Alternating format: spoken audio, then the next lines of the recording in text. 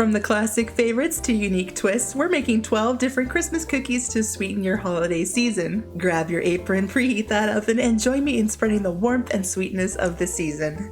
We're kickstarting December off with a 12 Days of Christmas cookie series. For our first cookie, we're making these peppermint hot chocolate cookies. Nice and soft, almost brownie-like cookie with a chocolate ganache and crushed candy canes on top. What a special cookie! Looks like fun, let's get started. First things first, we need 12 ounces of semi-sweet chocolate chips. That's exactly one normal-sized bag of chocolate chips. I, however, have several partially used, partially opened bags of chips ranging from regular size to mini. If you're in the same boat, grab a food scale and weigh out 12 ounces. To a pot over medium heat, we're going to melt half a cup of butter and add in our chocolate chips. We're going to melt this until everything is nice and smooth. While that's cooling down, to a big bowl we need 1 1/4 cup of light brown sugar, 3 eggs, and 2 teaspoons of vanilla extract.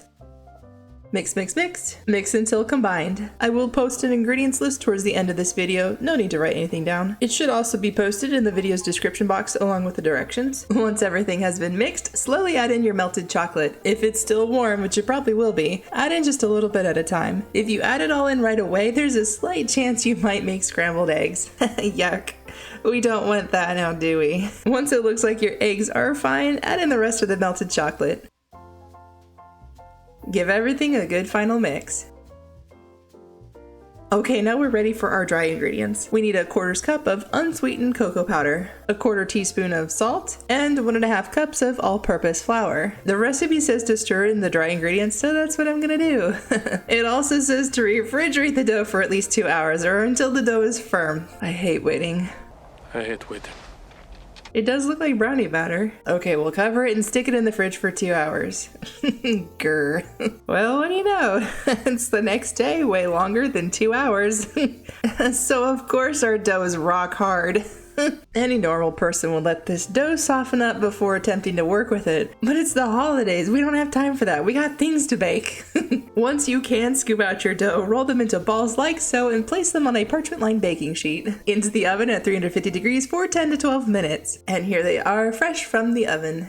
And since we're gonna spoon on ganache and add on crushed peppermint, I'd suggest grabbing a measuring cup and while it's still hot, gently press down just a bit. We want a slightly flat surface, otherwise all of the stuff we're gonna put on top just might roll off the cookie. We're gonna let these cool completely before we move on to the next step, which is the chocolate ganache. To a bowl, we need 4 tablespoons of melted butter. To the melted butter, add in 1/4 cup of unsweetened cocoa powder, 1/4 cup of hot water, half a teaspoon of vanilla extract, and 2 cups of powdered sugar. Give that a good mix. I did swap to a whisk, you might want to as well. If at any point you think your chocolate might be starting to firm up a bit too soon, you can always pop your chocolate in the microwave for 20 seconds. Now here's a step you might want to consider doing before making the ganache. Crushing the candy canes. I goofed and did it after. It's fine. Everything's fine. Unwrap your candy canes, stick them in a gallon Ziploc baggie, grab a measuring cup, and start crushing. Now you can break these up as small as you'd like or leave them chunky if you prefer. This looks good enough, now back to the ganache. I did pop it in the microwave for 20 seconds just to get it flowing again. Now I'm going to use a piping bag. If you don't have one, a regular spoon works just as good. We're going to pipe or spoon on a good dollop of chocolate right on top of the cookie. While it's still wet, add on the crushed candy canes. As you may have noticed, we didn't actually put in any peppermint flavoring into the cookie itself. The peppermint part of the cookie is all in the crushed candy cane that we're adding on top. So that being said, if you're not a big fan of peppermint, you could swap it out for some festive sprinkles instead. Regardless of whatever you choose to put on top, I highly suggest putting a piece of parchment underneath your cooling rack to help catch anything that falls or drips off your cookie. Let your chocolate completely set before stacking the cookies. As you can see here, it's almost fully set, definitely not tacky. This cookie is very brownie-like. Great chocolate flavor, a perfect Christmas cookie. Here's that ingredients list. For day number 2, we're making these classic soft and chewy sugar cookies. I'm already sold on the recipe. Unlike yesterday's cookie that needed to chill in the fridge for 2 hours, this one does not need any chilling, which is always a win in my book. Grab your kids, grab your grandkids, we're making cookies today. To a bowl, we need 1 cup of softened butter and 1 1/2 cups of sugar. We're gonna mix this until everything is nice and combined. I will be posting an ingredients list towards the end of this video, or you can find it and the directions in the description box below. Next goes in 1 egg and 1 egg yolk. We also need 1 1/2 teaspoons of vanilla extract,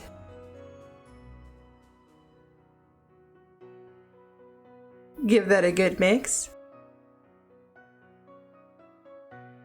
Now for our dry ingredients. We need half a teaspoon of salt, 1 teaspoon of baking soda, half a teaspoon of cream of tartar, and 2 3/4 cup of all-purpose flour. For this recipe, you're going to want to scoop and level to measure your flour. Give that a good mix. Now this dough is rather thick, and you might notice you just can't mix in that last little bit. That's okay. Just grab a spoon or a spatula, scrape the sides, and finish mixing everything in. This looks good. Okay, grab a cookie scooper. This one is about a tablespoon's worth. We're gonna grab some dough, roll it into a ball like this, and place it on a parchment lined baking sheet. We're gonna keep on going until we run out of cookie dough. Into the oven at 350 degrees for 10 to 11 minutes depending on your oven.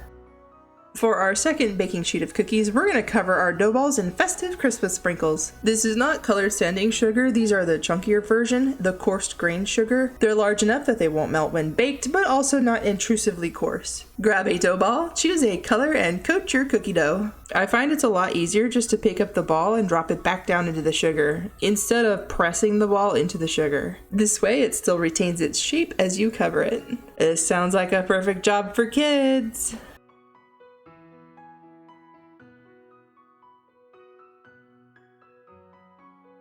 And here's our first batch hot from the oven. As you can see, they've got a nice little poofy dome on top. Don't get too attached, that's gonna deflate. But that's okay, that's what we want. Once they're cool enough to handle, move them to a cooling rack so their little heinies don't sweat. As you can see here, we used up all of those festive sprinkles. With that in mind, if you want all of your cookies decorated, then you're definitely gonna need at least 2 of those 2-ounce containers. You should get a lot of cookies from a single batch. Going off what's inside the tray, it looks like close to 33 cookies. Here's that ingredients list. Today's Christmas cookie is this delicious Italian lemon twist cookie. Get ready for some twisting, dunking, sprinkling holiday fun. It's day 3 of our 12 days of Christmas cookie marathon. Let's get started. To start off, we need the zest and juice of 1 lemon. Okay, we're gonna set that off to the side for just a minute. To a big bowl, we need 6 eggs. Wow, that's a lot of eggs. 1 cup of sugar and 1 cup of vegetable oil. Technically speaking, we're supposed to mix the eggs and the sugar separately until frothy, then add the oil in. But, well, no turning back now. It's fine. They turned out perfect anyway. And look at that, it's practically frothy anywho. I'm only tattling on myself in case you want to do it the right way. Okay, focus. Next goes in the lemon zest and 1 teaspoon of vanilla extract.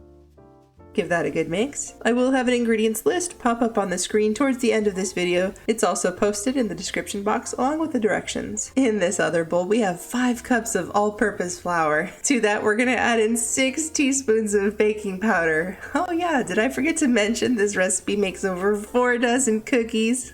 That's a lot of cookies, but it's worth it. Mix. We're going to add in our flour a couple scoops at a time, 3 if you're counting. If you add it all in at once, everything's just gonna go flying out of your bowl, and we definitely don't want that. We gotta at least pretend like we know what we're doing here.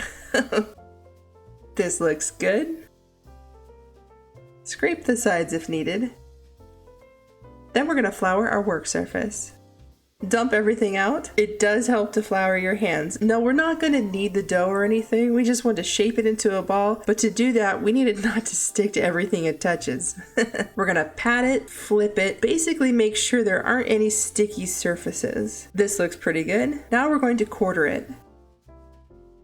Once quartered, take a section and cut it into 12 equal pieces. Next, we're going to take one of those 12 pieces and roll it out into a log. Gently fold it in half and twist twice. 1, 2. Do that for the remaining 11 pieces, then grab another section and repeat the same process. Into a preheated oven at 350 degrees for 10 to 15 minutes or until the edges are very lightly golden brown. Once you're able to move them, place them on a cooling rack to fully cool down.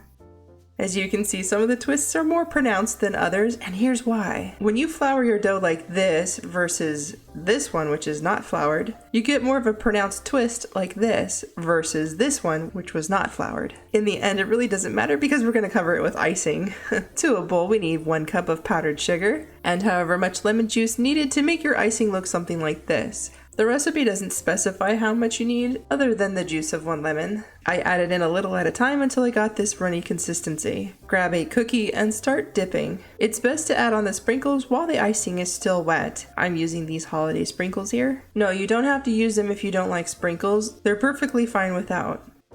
Yes, unfortunately there might be some sprinkle bleeding onto your icing as the icing tries to harden. I want to say it's inevitable, it's gonna happen. Honestly, I don't think anyone receiving these will mind. Definitely don't put them in the fridge, pretty sure the cold and the condensation will make any sprinkle bleeding worse. Then every sprinkle is just gonna be bleeding all over the place. Just grab an airtight container like this and they're good to go on the counter. Here's that ingredients list. 12 days of Christmas cookies and we're already on day number 4, which brings us to these cute little gingerbread men and gingerbread dogs. These gingerbread cookies are nice and soft, definitely not crunchy, super easy to make. Strap on that apron, we're making cookies today. To a bowl we need half a cup of softened butter and 3/4 of a cup of brown sugar. We're gonna give this a quick mix. As always, an ingredients list will pop up on the screen towards the end of this video, or you can find the ingredients with the directions in the video's description box. Next goes in 2 eggs, 1/4 of a cup of molasses. Give that a quick spin in the bowl. Everything looks nice and well mixed. For our dry ingredients, we need 2 teaspoons of ground ginger, 1.5 teaspoons of baking soda, and half a teaspoon of each of the following: allspice, cinnamon, nutmeg, and salt. Lastly, we need 3¼ cup of all-purpose flour. Give everything a good mix. This is a very thick dough, so don't be discouraged if it looks like it's not coming together like regular cookie dough. Grab a spatula and scrape the sides of the bowl if needed. And don't do what I'm about to do. Like most cookie cutter doughs, if they need to chill in the fridge, which this one does, for 1 hour, it's best to place your dough on some plastic wrap. Don't cover the dough in the bowl like I'm doing, because what's gonna happen? You're absolutely right, the darn thing's gonna fuse to the bottom of the bowl. I don't know what I was thinking. When I read this dough needs to chill in the fridge, I think my brain just did a quick factory reset. I just went on autopilot. Once you have successfully rescued your dough ball, lightly flour your work surface and roll it out to about 1/4 inch.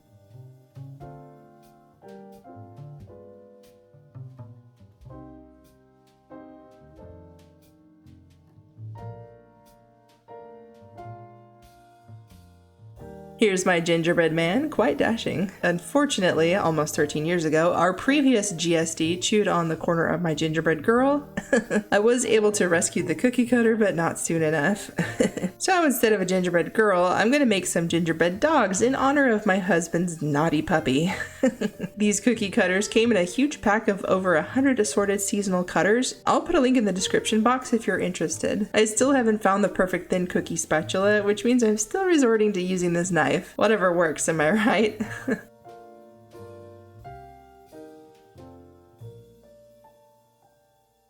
Place your cookie on a parchment-lined baking sheet into the oven at 350 degrees for around 10 minutes. How cute are these? Fresh from the oven and my house smells amazing. Let your cookies cool completely on a cooling rack before decorating.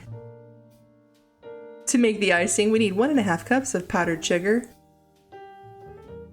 1 to 2 tablespoons of water. I started off with 1 tablespoon. We also need 1 tablespoon of corn syrup. This gives the icing a shiny look even after it dries. And half a teaspoon of vanilla extract. Mix, mix, mix. I did end up using that 2nd tablespoon of water. To be completely honest, this was a very thick icing. I probably should have added at least 2 additional teaspoons of water just to make the piping easier on my hands. I'm using a number 3 piping tip. Almost went with a number 2, but I'm glad I stuck with the number 3. Give your cookies some eyeballs. Perhaps even a smile. Toss in a few buttons. For those buttons, I just stuck on some flat round circle sprinkles. You can either leave him like this or give him his classic squiggles. I wasn't sure what to do for the dogs, so I gave them little winter scarves. I think they're cute. What do you think? Let me know down in the comments below what specific Christmas cookie you've made or you're planning on making. Here's that ingredients list. Today we're making chocolate crinkle cookies. These cookies are a soft and fudgy, melt in your mouth brownie-like cookie. It's day number 5 of our 12 days of back-to-back Christmas cookies marathon. Roll up your sleeves, we're playing in powdered sugar today. Let's get started. To a bowl, we need 3/4 cup of unsweetened cocoa powder, 1.5 cups of regular sugar, 1.5 cups of all-purpose flour, 2 teaspoons of baking powder, and 1/4 teaspoon of salt. Mix everything together. An ingredients list will pop up on the screen towards the end of this video. If you can't wait, it's also posted in the video's description box along with the directions. Okay, that looks good and mixed. Let's set that off to the side. To our main mixing bowl, we need 1/2 cup of vegetable oil, 3 eggs, and 1½ teaspoons of vanilla extract. Whoops, apparently we're gonna add in a splash extra. We're gonna mix this on the lowest speed possible for about 10 to 15 seconds, just enough to break the yolks. Then we're gonna add in the dry ingredients we mixed up earlier, but not all at once. We're gonna do it in batches. I don't know why, I'm just following the recipe. It says to blend for 30 seconds to a full minute for each addition. Oh my goodness, are we turning into a brownie batter? Sure seems like it. The recipe was correct. It's very thick and sticky. Right on. This looks delicious. I might have to take one for the team and lick the beaters. If your bowl looks as messy as mine does, might want to scrape that bowl. You know what that means. We get to lick the spatula later too. Guess what? We need to chill this dough. I know, I don't want to either, but it's important. We're gonna chill this dough for at least an hour. The recipe says ideally 4 hours or overnight. Oh, really? If you watched day number 1 of our Christmas cookie marathon, then you know what I'm talking about. You heard it here first. The recipe says I can, so I did let the dough sit overnight in the fridge. And what do you know? It scoops like a dream. Hallelujah, she's not rock hard. We're gonna roll our dough into a nice smooth ball, then drop it down into a bowl of powdered sugar. The recipe says 1/2 cup of powdered sugar, but I gave myself a little bit more so I could be extra generous with my coating. Keep in mind, the thicker the coating of powdered sugar, the whiter looking the cookie will look. I am using a tablespoon sized cookie scooper if you're wondering. Also to note, if you're working with only 1 baking sheet at a time, place your dough back in the fridge while your first batch bakes. It's very important the dough stays firm. Otherwise, you might end up in a sticky cookie situation. Place your cookies on a parchment-lined baking sheet into the oven at 350 degrees for 10 to 13 minutes or until the tops of the cookies are covered in big, beautiful cracks. That's a gorgeous cookie. Let your cookies cool for just a minute or 2 before trying to move them. As you can see here, they're very fragile straight from the oven, so give them a minute or 2 to firm up. Then move them to a cooling rack so their little bottoms don't sweat. Here's that ingredients list. We're on number 6, Funfetti Christmas cookies. These are super easy to make, so grab your kids, grab your grandkids, no electric mixers needed, totally safe for the young ones from start to finish, so let's get started. First things first, we need 1 box of cake mix, 1/3 cup of vegetable oil, and 2 eggs. 1, 2. We're gonna mix this up by hand until the majority of the cake mix has been mixed in.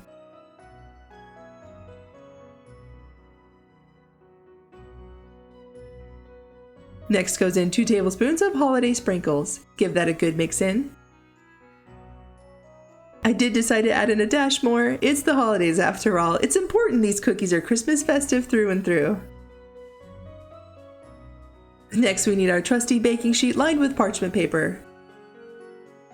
Grab your handy dandy cookie scooper. This one even says on the front that it's about 1.5 tablespoons size cookie scooper. Scoop out your dough and roll it into a ball with your hands. Keep in mind this dough is not nearly as firm as regular cookie dough, so when you go to roll your dough, roll it lightly between your hands and be extra gentle. You are going to want to space your cookies at least 2 inches apart. I have a nice big cookie sheet, so I was extra generous for my spacing. For the next step, grab a measuring cup. I'm using a 1 cup measure here. Rub the bottom with a little dough so it's tacky and then tap it down into some flour. Then take it over to your cookie and gently press it down to about 1/4 inch. And because we floured the bottom of our measuring cup, it should pop right off. For our final step, we need mini chocolate M&Ms, specifically the red and green minis. Unfortunately, from a bag this size, you're only going to get about this many red and green minis. At the time of filming this video, most of my local grocery stores didn't have their Christmas candy out. My husband was kind enough to fish out the right colors for me while I did other things in the kitchen. At first he asked me, "Are you serious?" Oh, you betcha. Take your minis and place them on top of your cookies, arrange them how you'd like, and then gently press them down into the tops of each cookie. Now they're not going to stick to the cookie at this stage, but after they've spent some time in the oven, they'll stick like they should, so not to worry.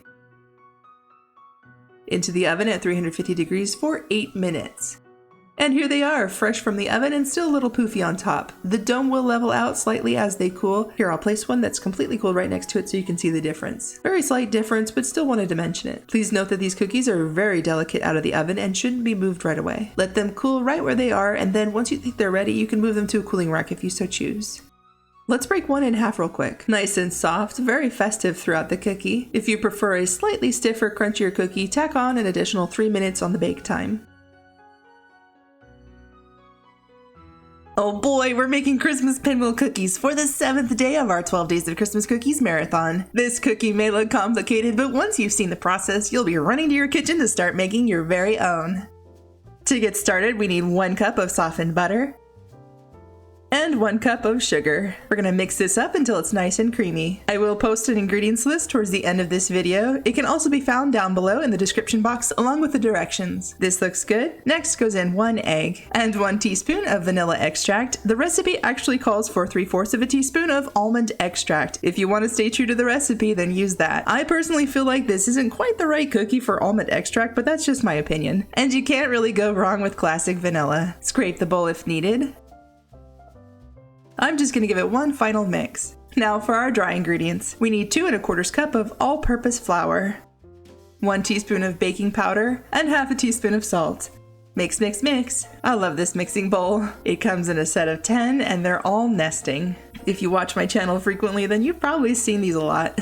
I like them so much I have 2 sets. If you do a lot of baking, it's good to have a lot of bowls at the ready. Okay, we're ready to prepare the dough for coloring. First thing we're gonna do is divide our dough in half like so. Then we're gonna shape our dough on top of some plastic wrap. We're going for a rectangular shape here. Try to flatten it a bit so it's easier to work with later. Yes, we need to chill this dough in the fridge for 30 minutes, but set that off to the side for now. We still need to deal with the other half of the dough. This is the brand I'm using. It's Hobby Lobby's brand of gel food coloring. Since this is cookie dough and not frosting, we're gonna add in 5 or 6 drops. You might want to add more if you want it redder. Definitely not using my pink spatula for this. A simple metal spoon will do the trick. I can't use my mixer. I've already licked my beaters. Oh my, look at that bright red. Okay, same thing as before. Try and shape your dough ball exactly like the other one. We are gonna roll both colors out later, and we want to give them both a good start by keeping them both similar in shape. Same thing, wrap it up and place it alongside the other half. Into the fridge for 30 minutes. Okay, they've both firmed up in those 30 minutes. Grab a large piece of parchment paper, place your dough on top, and cover it with another piece of parchment paper. That took me a while to get. There's a lot of P's in that sentence. It took me a couple tries to get it. Grab your rolling pin and gently roll out your dough. This looks pretty good. Okay, slide your dough onto a baking sheet and set it off to the side. We're gonna repeat the same process for the red dough. That looks close enough to the other. Okay, for the next step, we're gonna remove the top piece of parchment from both and quickly but carefully flip one on top of the other like this. If you think your dough is too soft to flip and you're worried it might detach from the parchment paper, toss it back in the fridge for 10 minutes to refirm up a bit. Once you have both pieces right where you want them, grab your rolling pin and lightly press both together. This sort of helps seal them together. Now we could attempt to roll up the dough right now, but by this time, it's more than likely too soft for rolling. You guessed it, we're gonna place it back in the fridge to firm up. This should take only 15 minutes. And here it is 15 minutes later and ready to roll. Remove the top piece of parchment paper and pick the longest side. What I'm doing here is running my fingers along the edges of the dough to help soften it up for rolling. But we just tossed it in the fridge to firm up. What's going on here? Well, I'll tell you. If we tried to roll it right out of the fridge, it would most likely crack and we don't want that. This is just to get it started. Once we get it going, we won't have to do this all the way to the other side. Don't worry. Once you think you're ready, gently start rolling your dough all the way to the other side. This might take some time, so just be patient. Once you have your dough rolled all the way to the end, we're gonna trim off this little bit here. You don't have to if you don't want to. I mean, we could have trimmed up the sides too, but again, that's your call. All right, by now, this is too soft to slice. After all this work, of course we want nice clean slices. We're gonna toss this back in the fridge for 1 full hour to firm up. Oh my goodness, I baked the one recipe with so much fridge time. Okay, we're ready to slice. This dough is nice and firm and ready for slicing. Grab a knife and start slicing. You want to cut each to about 1/2 inch or close to it. Since we didn't clean up the edges before rolling, the first couple slices are going to have a hole in the middle. That's normal. Consider those your sample cookies. And once you get past that part, here's what the rest of the dough should look like. For the sprinkles, if you're going with chunky sprinkles like these, it's going to be hard to cover the edges of your cookie. If you're going to use sprinkles, sprinkles, it's best to go with the nonpareils, the very tiny sprinkles. Of course, sprinkles don't make or break this cookie. I prefer them without, but they're very festive with sprinkles. Into the oven at 350 degrees for 10 to 12 minutes depending on your oven. And here they are out of the oven. Here's my taste tester cookie. And here's one baked with the chunky sprinkles. It's okay. And here they are looking fabulous, a very festive little cookie. I've always been kind of leery of these types of cookies. I've assumed they're very crunchy and dry, but not this recipe. Here you're getting a buttery, soft, almost sugar-like cookie. I will say this, despite all the fridge chilling that goes on with this cookie, it was worth it. Here's that ingredients list. We're making carrot cake cream cheese frosted cookies today. It's day number 8 of our back-to-back Christmas cookies marathon, and today we're turning a beloved cake into a delicious cookie. Let's get started. First things first, we need 2 cups of shredded carrots. That looks pretty good. Once they're shredded, we're going to move them off to the side while we prepare our cookie dough. To a bowl, we need 1 cup of softened butter, half a cup of brown sugar, and 1 cup of regular sugar. We're gonna mix this up until it's nice and creamy. I will have an ingredients list pop up on your screen towards the end of this video. It's also posted down in the description box along with the directions. This looks good. Next we need 2 eggs and 1 teaspoon of vanilla extract. Mix, mix, mix. For our dry ingredients, we need 1 teaspoon of baking powder, 1 teaspoon of baking soda, half a teaspoon of salt, 2 heaping teaspoons of cinnamon, and 3 cups of all-purpose flour. We're gonna mix this until everything is well combined. My granny is the carrot cake lover in the family, and if she were here with me instead of on the other side of the country, I would add in raisins if she wanted them. As it stands though, I'm not a raisin fan, so that's a big nope for me. Last but not least, we need our shredded carrots. The recipe says to fold them in. As you can see, I tried to use the whole it'll be fine card. Nope, definitely fold it in. By using the electric mixer, the dough started to turn orange. I powered down my machine and folded them in the rest of the way. Next, we're gonna grab our cookie scooper, scoop out some dough, roll it into a ball, and toss it in the oven at 375 degrees for 10 to 14 minutes. The recipe doesn't specify what size scoop to use, so I went with the size I normally use, which is about a tablespoon size. That's too small. As you can see here, there's not a whole lot of space on top of the cookie to add a nice layer of frosting on top, plus the nuts we want to add onto the sides. There's just not enough cookie here. Also, the cookie has a rounded top, which is not something we want. With all this newly acquired information, I upped the cookie scooper size, re-rolled the dough, and to help keep the cookie from having a rounded top, I flattened the top just a bit. So you can see the difference. This is the scoop I was using, and this is the one I upgraded to, which I think is about 2.5 tablespoons worth. Same deal, into the oven at 375 degrees for 10 to 14 minutes. Mine were done at 14 minutes. And here they are. Make sure you let them cool completely on a cooling rack before trying to frost them. Here's the difference in the 2 sizes. Huge difference, huh? Now for the cream cheese frosting, we need half a cup of softened butter, 4 ounces of softened cream cheese. Cream those together. In goes 1 teaspoon of vanilla extract and 2 teaspoons of milk. Mix those in. Lastly, we need 2.5 cups of powdered sugar. Once that's all nice and creamy, scrape the bowl if needed. Now we're ready to frost our cookies. Grab a cookie and slather on a generous layer of the cream cheese frosting. We want a nice thick layer. Next comes the fun part. We're gonna tap the edges down into finely chopped pecans. You're gonna need a full cup of finely chopped pecans. Roll or tap your cookie down into the nuts to create a beautiful border all around your cookie. Doesn't this look amazing? Also to note, there's always a slight chance you might drop your cookie face first into the nuts. That's okay.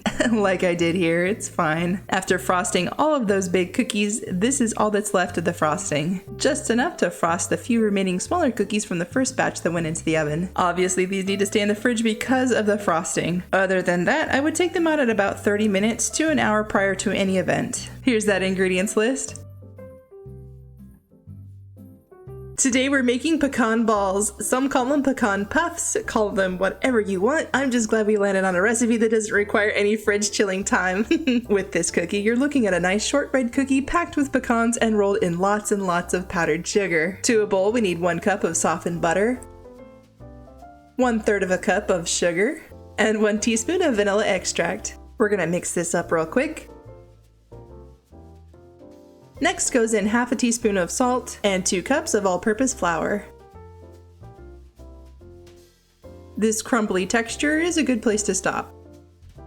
Okay, we're gonna set that off to the side. It's time to chop our pecans. I'm using this nut grinder here. We need 1 cup of finely chopped pecans. I know it's kind of hard to read with the nuts inside, but it does say fine or coarse. We're going for fine. I do have a link to this brand of nut grinder in the description box. Unfortunately, I think they discontinued this specific model. I don't know why, it's a really good nut grinder. I've had this one for over 16 years. Here's roughly 1 cup. Into the bowl she goes. And just give that a good mix in.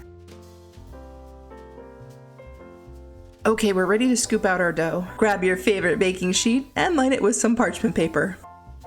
Whoops, come back here. We're gonna scoop out our dough and roll it into a ball. I'm using a tablespoon-sized cookie scooper. You can go bigger or smaller if you prefer. These aren't going to spread. If anything, they're just gonna round out a little bit. Into the oven at 300 degrees for 27 minutes. I know it sounds like a lot of time, but I did mine for the full 27 minutes, and they came out fine. You'll know they're done if they have a nice little golden brown bottom. While the cookies are still hot from the oven, we're gonna quickly roll them in some powdered sugar. The goal here is to coat them thoroughly in powdered sugar, then place them on a cooling rack to fully set. What's gonna happen here is the heat of the cookie will melt the powdered sugar, and then once they're cool, we're gonna roll them again in some more powdered sugar. Here, let's take a look. This is the first cookie we rolled, and from what you can see here, most of the powdered sugar has melted onto the cookie. This one over here, no wait, I think it's this one. This one was the most recently rolled cookie. It still has a little ways to go. If you touch it now, like this, you'll remove the melted layer, so no touchy. We're gonna let these cookies cool completely before we move on to the next step. Now our cookies are completely cool, but the powdered sugar melted onto the cookie will still come off if we touch it. So we're gonna dust it real quick just to give it a light layer so we can grab it without messing up the coating. Okay, we're good. Grab your cookie and give it one final toss in the powdered sugar. You could skip this part if you think the dusting we just did was enough, but what about the bottom? We want the whole cookie coated. Well, that was a fun cookie. Definitely a keeper. Here's an ingredients list. To store your cookies, I have this airtight container here. It holds 12 cookies, and as you can see, I have a layer of parchment paper between the 2 layers. I know this recipe makes at least 24 cookies. 3 or 4 didn't make it into the containers. I might have eaten those. It's day number 10 of our 12 days of back-to-back Christmas cookies marathon, and today we're making Santa's Thick and Chewy Christmas Monster Cookies. These cookies are huge, just the kind of cookie to help fuel Santa as he delivers all of the toys and goodies to all of the good little boys and girls and me. To a bowl, we need half a cup of softened butter, half a cup of regular sugar, and half a cup of brown sugar. We're gonna mix this up real quick. Next goes in 1 cup of creamy peanut butter. We're making special cookies for Santa. Gotta pack in that protein. Mix. Next we need 2 eggs and 1.5 teaspoons of vanilla extract. More mixing. For our dry ingredients, we need 1 teaspoon of baking soda, 1/4 teaspoon of salt, 1 cup of all-purpose flour, and 2 cups of old-fashioned oats. We're loading Santa up with protein while also helping to lower the risk of heart disease. Give the bowl a good scrape. Lastly, we need half a cup of semi-sweet chocolate chips, half a cup of butterscotch chips, and half a cup of red and green M&Ms. Well, if the protein from the peanut butter doesn't fuel Santa, at least he'll have a solid sugar rush. Grab your baking sheet and some parchment paper, and your largest cookie scooper. The recipe says your dough balls want to be about 3 tablespoons worth. I thought that's what this scoop was. I was wrong. It's actually 4 tablespoons. Oh well, it's fine. We're not even gonna roll the ball smooth, we're just gonna take it straight to the parchment paper. Make sure to space them out at least 2 inches for spreading. Before we toss these in the oven, we're gonna cover the tops with more M&Ms because hey, we've gotta make the outside eye-catching for Santa too. Into the oven at 350 degrees for 10 to 12 minutes. After the cookies come out of the oven, it's important to let them sit on the baking sheet undisturbed for at least 5 minutes. This lets them fully set up. If you move them right away, they're gonna fall apart and then that little snitch on the shelf will report back to Santa what an epic kitchen fail he just witnessed. And we can't have that. After 5 minutes, they can be moved to a cooling rack to finish cooling down. If you'd rather they look a little flatter and not so rounded on top, give the tops a little pat down before applying the M&Ms. Here's the second batch, and I think I like this look a lot better. Here's an ingredients list.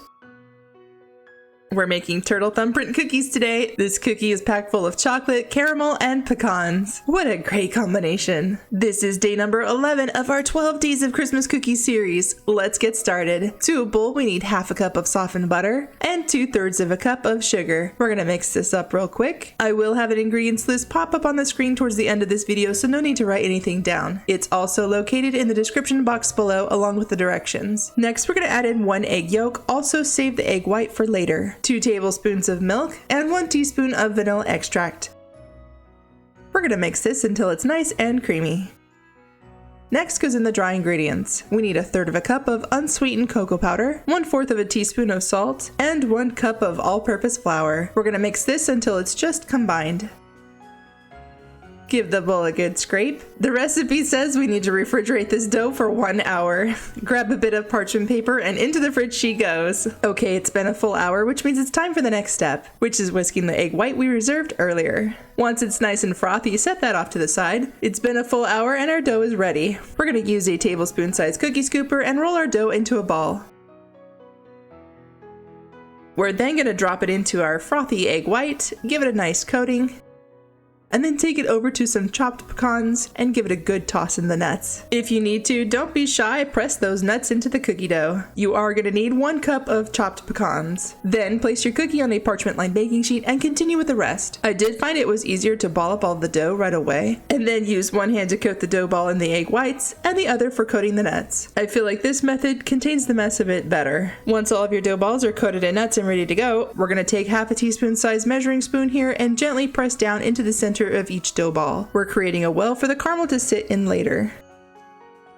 Into the oven at 350 degrees for 10 to 12 minutes depending on your oven. After they're out of the oven, if you've noticed they've poofed up a little in the middle, go ahead and reshape the centers with your measuring spoon. As for the caramel, we're going to be using these caramel bites. Regular Kraft caramel squares work too, I just happen to have these on hand. For the caramel, we need 2/3 of a cup plus half a teaspoon of water. We're going to microwave this for 30-second intervals, stirring every single time, for about 1.5 minutes. If you cook your caramel for too long or without stirring, you risk overheating it, which might cause it to harden like a rock. We definitely don't want that. Okay, I've let my caramel cool and I'm using a piping bag, but if you're more comfortable with a spoon, use that instead. We're gonna fill each cookie cavity like so, and while they're hanging out on the cooling rack, we're gonna go melt some chocolate for the drizzle.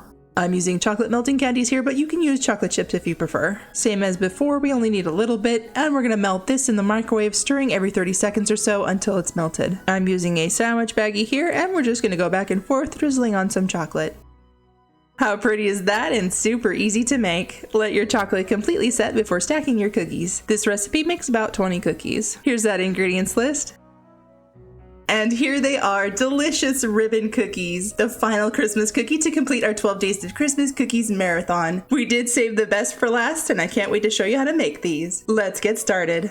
To a bowl, we need 12 tablespoons of softened butter. If you're in the US, that's 1.5 sticks of butter, and 2/3 cup of sugar.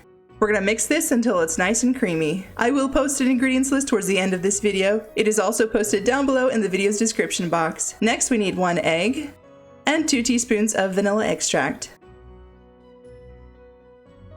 Mix, mix, mix. For the dry ingredients, we need half a teaspoon of baking powder, half a teaspoon of salt, and 2 cups of all-purpose flour. We're going to mix this until just combined. Okay, this looks good. We're going to lightly flour our work surface and turn our dough out. We're going to take our dough and ball it up into a nice big ball. The flour is just so it doesn't stick to everything. Something like this. Then we're going to quarter our cookie dough. And just like back in your Play-Doh playing days, we're going to take a quarter and roll it out into a 12-inch long rope. Honestly though, you can make your rope as long or as short as you like. Place your rope on a parchment-lined baking sheet like so. Grab a wooden spoon, or in my case I have this white one here I purchased from Walmart. We're going to take our handle and press it down into the rope like this, also being very careful not to go all the way down to the bottom. Repeat the same on the opposite side. We're basically making a well for our jam. If you don't have a spoon like this where the handle is one size all the way from end to end, you can use the bottom of your spoon or the bottom of a teaspoon. If you want to make the well for your jam a little bit bigger, just rock your spoon from side to side. It's also a good idea to pinch the ends like this so so none of your jam slides out during baking. Speaking of jam, this is the one I'm using. Use whatever flavor is your favorite. Place your jam in a sandwich baggie and pipe it into the well of each cookie. Go ahead and be generous with your jam as this cookie will spread out during baking. If you need to, grab a skewer or a toothpick to even out the filling by brushing it around as needed. Into the oven at 350 degrees for 15 to 20 minutes depending on your oven. I took mine out right at 15 minutes. Before we do anything like slicing them, we need to let them sit for 5 minutes undisturbed. After 5 minutes, we can start cutting them at a diagonal. You can make these as wide as you'd like. The recipe does suggest to make them at least an inch wide for each cookie. Even though it told me to expect around 50 cookies, I ended up with like 60. Once you've sliced your cookies, we're gonna let them cool completely on a cooling rack before we apply our icing. And for that, we need 1 cup of powdered sugar and 1 tablespoon of milk. I added in 2 tablespoons. I have no idea why. I just did. I'll show you what my mistake looks like. The icing looks alright at first, but then it sort of bleeds together. It's not a bad look, it's just not the one I want. This can easily be fixed by adding in a spoonful or 2 more of powdered sugar. Then you'll get something like this. I like this look a lot better. These cookies were so good. The amount of cookie you get and the fact that you don't even have to chill this dough makes this cookie worth it. Here's that ingredients list. And that concludes our 12 Days of Christmas Cookies series. A big thank you to everyone that took a part in eating all 12 cookies, friends, family, and coworkers. And another big thank you to all of you who watch my content on a regular basis. The amount of support and positive comments y'all leave is always heartwarming and appreciated. Thank you all, and Merry Christmas.